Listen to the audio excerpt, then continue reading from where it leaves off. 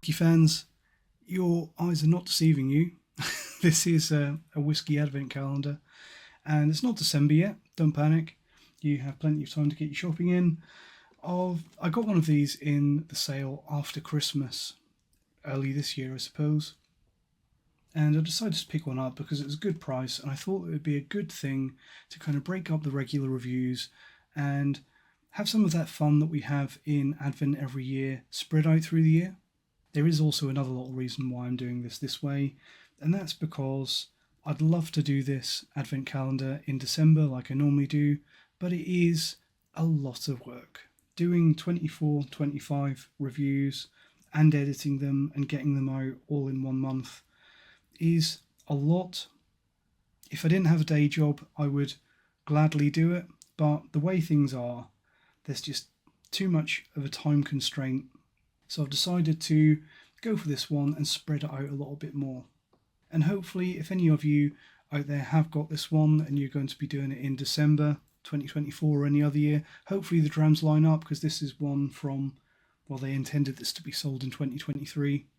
It would be great if the Drams in this match yours, and it would be even better if you can follow along.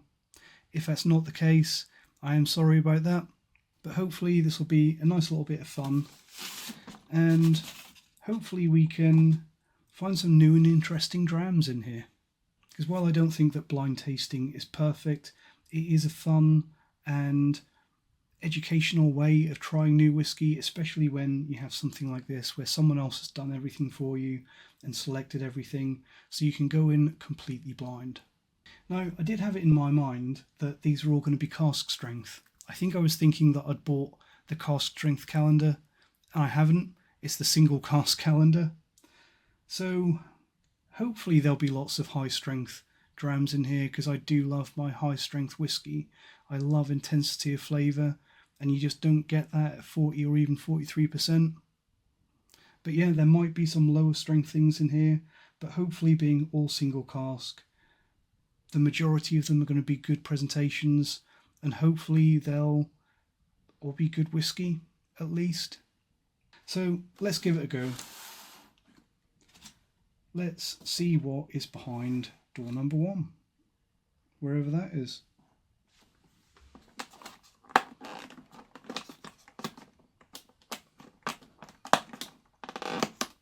This is a Master of Malt product, by the way. You probably guessed that, you probably knew already. They are the little wax seal Drams. I didn't do a Master of Malt calendar previous time, last December, because I wanted to give someone else a go, because Master of Malt don't sponsor me. Nobody sponsors me, because I like to keep my independence and impartiality, so I can say whatever I want about whoever I want. But yeah, this is a Master of Malt calendar, because, well, they just have a wide selection, really. Will I do another Advent calendar this December? I'm going to go with possibly not. I think this is probably going to take its place, but we'll see. Clean glass, and I have got some bottled water of a brand that we won't mention because it's not important, but I may or may not use the water depending on whether I think that it needs it, but it is basically a water that I've tried before and that I think is neutral enough to dilute whiskey for critical tasting. It smells pleasant. Doesn't smell overly strong yet, but that could be a red herring. Let's get about half of that in the glass. And where am I going to put this? Under there. Fantastic. Probably could have poured a little bit more than that. Colour of that, is that natural? Probably. If it's got a little bit of sherry in it, probably. Could be. Oh, that's nice. I don't know if they think about this, but I think that this is a good one to start off with on day 1. Because it's light. It's kind of light, not anemic, but light and sweet and pleasant and appley quite Speyside-ish. It's got that apple orchard note to it. Sweet, creamy apples. A little bit of maltiness, a little bit of caskiness, just a slight tannicity, tannins. I don't think that this is overly complex, but it smells well made and flavourful and pleasant. No youth. A little bit of a orange and cornflakes note, perhaps. It reminds me quite a bit of something like a Glengoyne.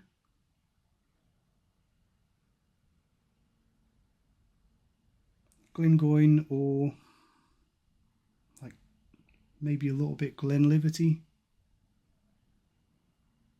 But there are a lot of distilleries that could make whiskey that smells like this. Not that that's a bad thing. Yeah, malty, cereally, appley, cornflakes, caramel. Very, very pleasant, very, very easygoing. Does remind me of Glengoyne, possibly a little bit of a Glenrothes type note. No youth. Maybe a tiny wisp of smoke, but that might just be a little bit of barrel char perhaps. Fantastic, easygoing whiskey. Really appley. Lovely, juicy, sweet apples, red and green apples, orchard notes, slightly creamy, a little bit of a tea tannin note. And towards the end of the progression, a little bit of a floral potpourri note. Where else could this be from? I think that bright, sweet and fruity appley note is a little bit like Isle of Arran as well, Lochranza. But I think it's probably not Arran. And I need to stop trying to guess what the distillery is. Because as fun as it is to get it right, you should really just be looking at the whiskey. You should really be dealing in facts rather than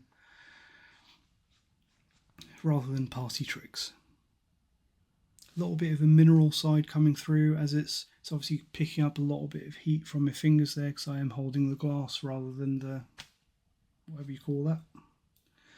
It is opening up, it's getting some air, some warmth. Still very, very appley, with a background orange and maltiness, slightly casky, floral. Definitely reminds me of like Glenrothes, Glengoyne, things like that. Creamy caramel, more appliness, floral. Nice backbone of kind of grippy oakiness. It doesn't taste overly strong. I was hoping for some cask strength offerings in this, and I don't think this is any more than 46. I think it's probably lower than that. So these are all meant to be single cask. I think they're all Scotch, although I don't know. I would guess that this is Scotch by the way that it tastes. But it is single cask, and it's a little bit curious that they've bottled it at what seems like probably around 43%. Without a doubt, it could go higher than that. I think that this would be lovely if you added a little bit more strength. It's not massively underpowered. I don't think it's a problem. Just an observation that this could have been cask strength. Lovely flavours though.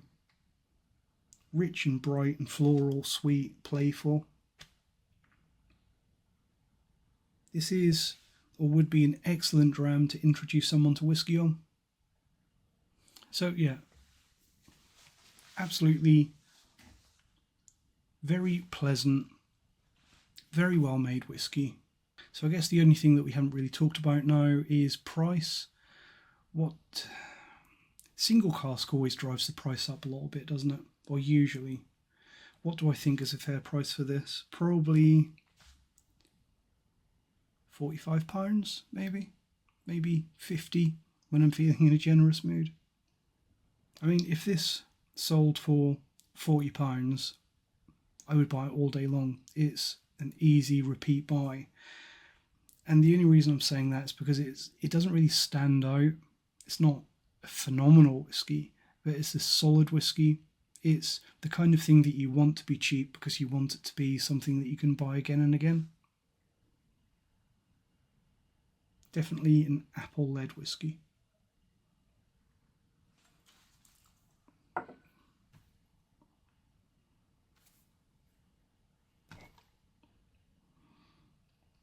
And without a doubt, it's going to take the #1 place on the leaderboard. Makes sense. Let's see what we've got.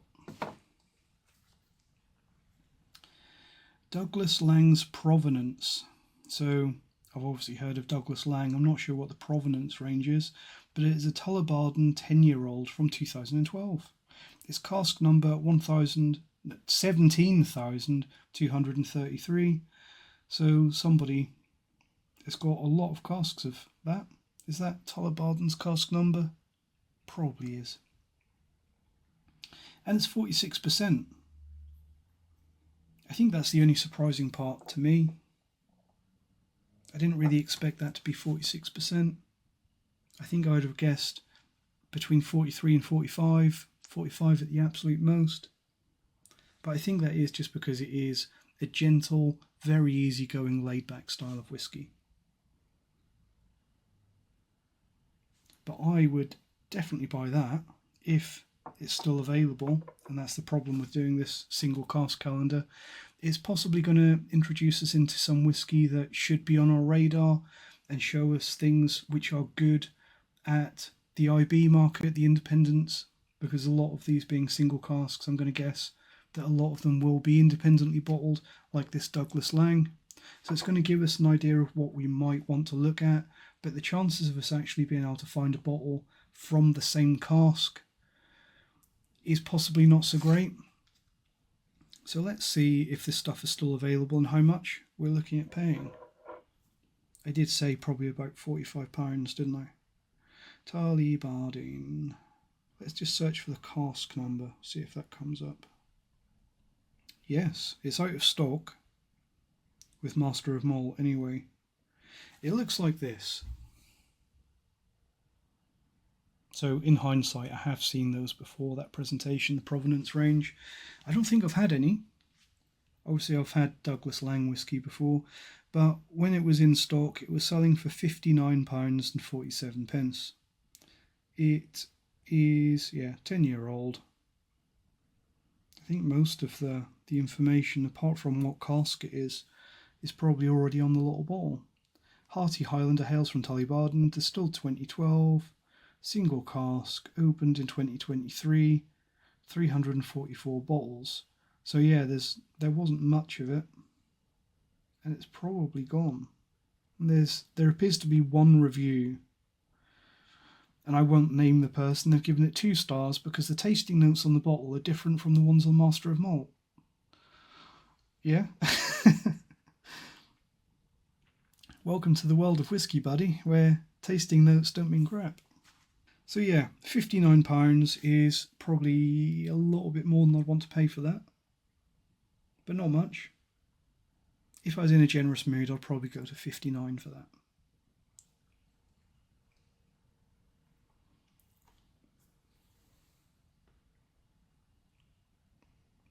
Just looking at Whisky Base now. Whisky Base is always a really good place to go for information, especially on a single cask, because it should come up straight away, and most things are on there now.